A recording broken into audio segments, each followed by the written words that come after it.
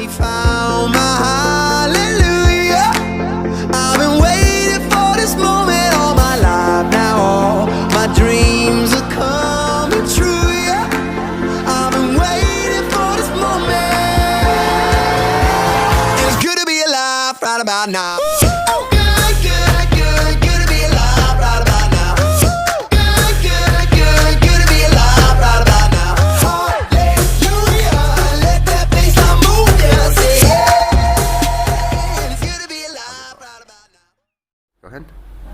So today we're off to go taste champagne, hence I'm dressed extra fancy. We have an appointment at 2 o'clock at the Pommery to go and have a personal tour through the cellars and then taste champagnes, very nice champagnes. There's also another champagnery right near there called it looks like Tattlinger, basically, for us Americans. And I think it's a brand that we get. So apparently the building is like really beautiful, so hopefully we can get in there too. And then tomorrow we have an appointment to go and see a red winery. So yeah, I'm very excited. Let's go chase some champagne. Alrighty, let's go. The Pommery House was originally founded by Mr. Pommery, however, it was his wife who truly continued it after his death and really brought it to the forefront of champagne. Mrs. Pommery was one of the first to actually do cellar tours, although she required all of her guests to wear fencing helmets, because at that time the bottle quality was so poor that actually about 40% of the bottles exploded. In fact, our guide told us that he actually has found chips of glass embedded in the wall from the force of the explosions. Mrs. Pommery was a great advocate of the arts and actually had her favorite artists come down and carve these murals into the rock face, which took him several years and at the end of which he was blind. And even to today, the Pommery House is a very strong advocate of art. And you can still see lots of artistic exhibits in the cellars. Mrs. Pommery also bought all of the chalk mines surrounding her champagne house and had them converted into wine cellars, and they were all connected together for about 18 kilometers. The other interesting thing that she did was every time she conquered a market, she had one of the tunnels named after the marketplace. And the most recent one was actually Mongolia back in 2008, and the Mongolian president himself actually came and signed the sign. The last thing we got to do was to actually sample a few of their champagnes, and they are absolutely phenomenal. So this is the Cathedral of Reims that we went and visited in Reims. And it's a very interesting place, kind of a copy of Notre Dame, but not, because they were constructed about the same time. But as we find out later, well, as we found out as we've traveled, it's pretty much just the Gothic style. Anyway, this is a very interesting cathedral because this is where all of the kings of France since about the 800s AD have been coming to be crowned, right up until the very end of the aristocracy in France during the Revolution. After our time in Reims, sampling champagne and visiting cathedrals, we headed towards Luxembourg. Why are we here?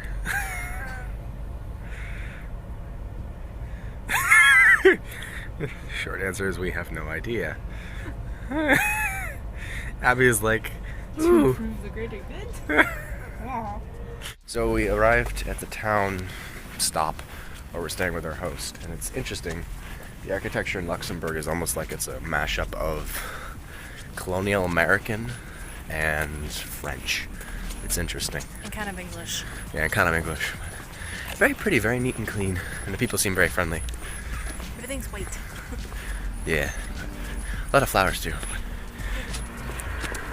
The next day, we headed north from Luxembourg City to Dunkirk, a small town on the German border. In Dunkirk, there is a World War II museum that's dedicated mostly just to the Battle of the Bulge, which was fought from December 16th to January 22nd, I believe, if my history is not completely horrid. Anyway, we really enjoyed this. It was very interesting too. They did a very good job of showing both sides, German and American allies. Most museums I've ever been to have only really ever showed the American side of the war.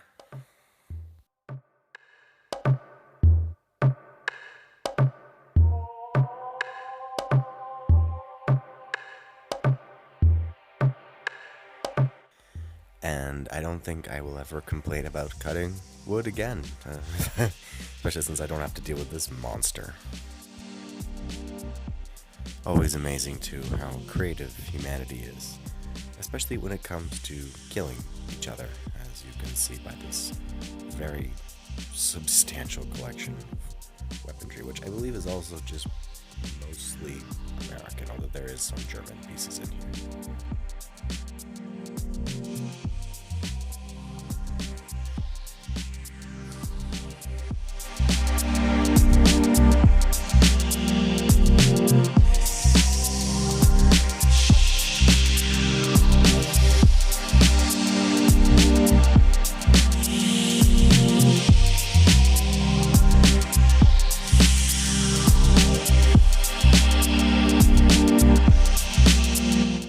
After spending some time in the World War II Museum, we traveled again to the Chateau de Vianden, which is a castle, one of the more famous ones in Luxembourg.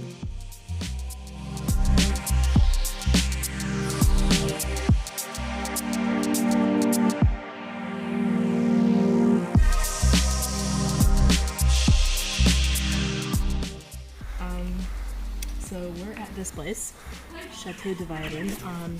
It is one of the more well-known castles in Luxembourg.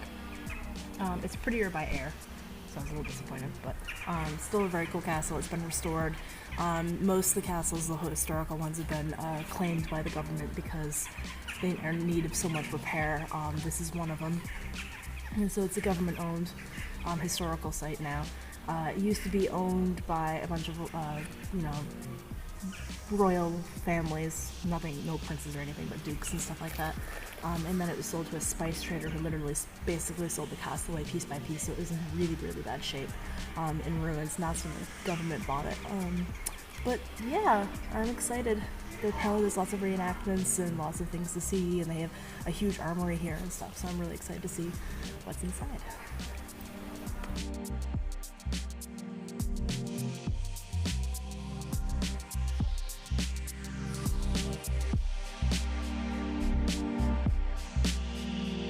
Someone was naughty. These few models kind of show the progression of the castle from when it was built to its ruins, and then later to what it was finally restored to.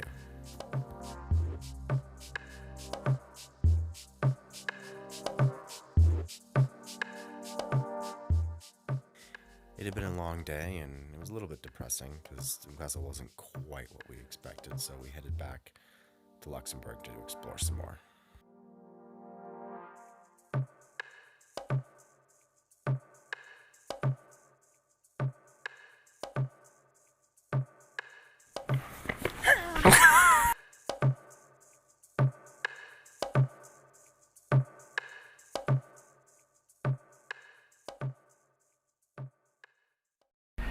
So we are in Casemates du Bock or something like that, and it's one of the places that we can get into technically after hours.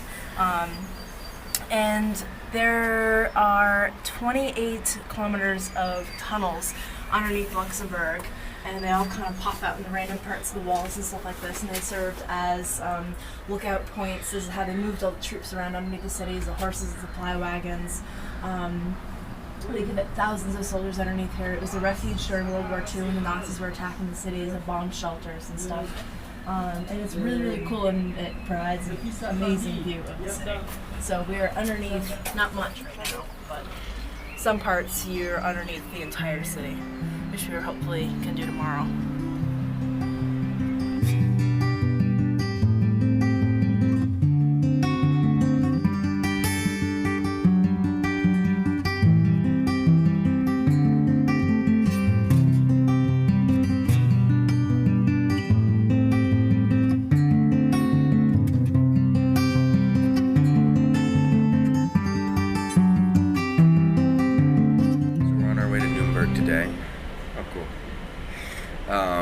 way to Nuremberg today to go visit some family of friends, but yeah, should be a nice, easy day.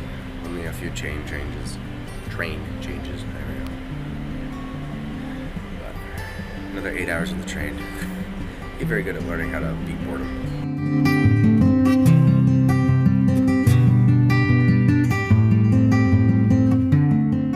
A huge thank you to Sandra's family who lent us their bikes while we were there so we could explore the city at our leisure. So there was this really weird statue of like stages of relationship. I have no idea, but just kind of including the weirdness that we see on our travels sometimes. What's a viola? I'll check your recording.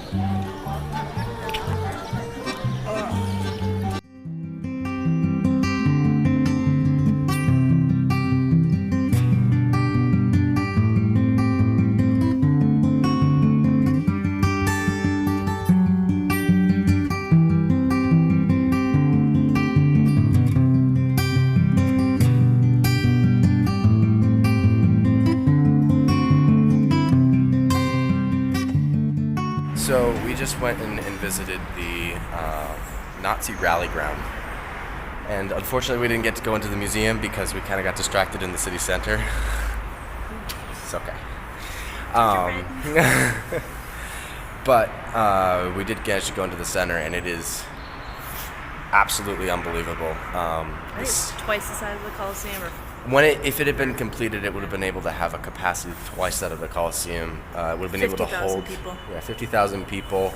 The entire roof of it would have been enclosed. It's kind of, kind of scary to just see it and just think about kind of what it symbolizes. It was just very awe-inspiring and at the same time very terrifying. Yeah. It was all built out of really multicolored bricks, so it's actually kind of pretty. But it would have been interesting to see it completed, but at the same time, I'm very happy it wasn't completed. Yeah, Nuremberg so far is really cool. Very friendly. Everyone's really, really nice, and a lot of actually people speak English, which is kind of nice. And the food's really, really good. Oh yeah, so much food. Yeah, we started this morning with just going and stopping at every street vendor stand and eating something. So yeah, it's been a lot of fun. Lots of food. Budapest tomorrow. Yeah. Coffee.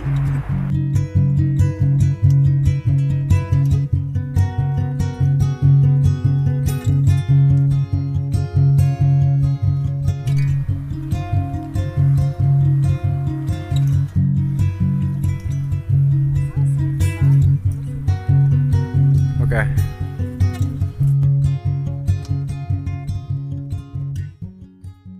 Hey, so apologies about super long delay in actually getting anything put up, but hopefully now that we actually are nearing the end of our trip and we actually have some regular internet connection, we'll be able to put up the last 3. I think I have like almost 3 edited at this point, including this vlog, so more to come soon. But yeah, thank you for watching. We'll see you in the next one.